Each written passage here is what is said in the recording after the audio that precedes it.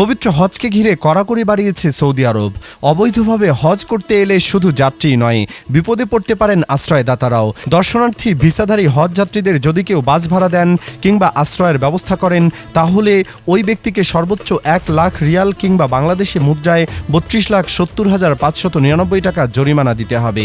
শুক্রবার এক লিখিত ঘোষণায় এই তথ্য জানিয়েছে সৌদির পররাষ্ট্র মন্ত্রণালয়। ঘোষণায় বলা হয়েছে, যারা ভিসাধারী হজ যাত্রীদের হোটেল, অ্যাপার্টমেন্ট, ব্যক্তিগত বাসভবন বা অন্য কোনো ধরনের আশ্রয়স্থলে থাকার ব্যবস্থা করবেন, তাদের উপর এই জরিমানা প্রযোজ্য হবে। এছাড়াও যারা প্রয়োজনীয় অনুমোদন ছাড়া কোনো ব্যক্তিকে মক্কা বা অন্যান্য ধর্মীয় স্থানে লুকিয়ে থাকতে যদি কেউ সহযোগিতা করেন, তাহলে তিনিও এই জরিমানার আওতায় পড়বেন। পুরো হজ মৌসুম জুড়ে অর্থাৎ জিলকদ মাসের শুরু থেকে জিলহজ মাসের মাঝামাঝি পর্যন্ত এই আদেশ বলবৎ থাকবে বলে জানানো হয়েছে স্বরাষ্ট্র মন্ত্রণালয়ের এক আদেশে। উল্লেখ্য, হজ ইসলামের প্রধান 5টি ভিত্তির একটি।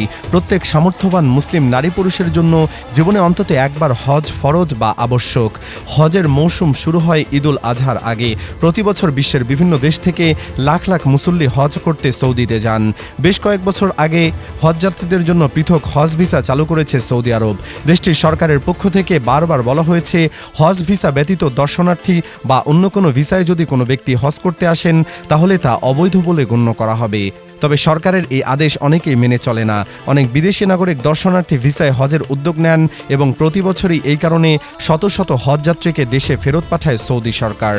শুক্রবারের আদেশে এই সমস্যার সমাধানে নাগরিকদের সহযোগিতাও চেয়েছে সৌদির সরকার।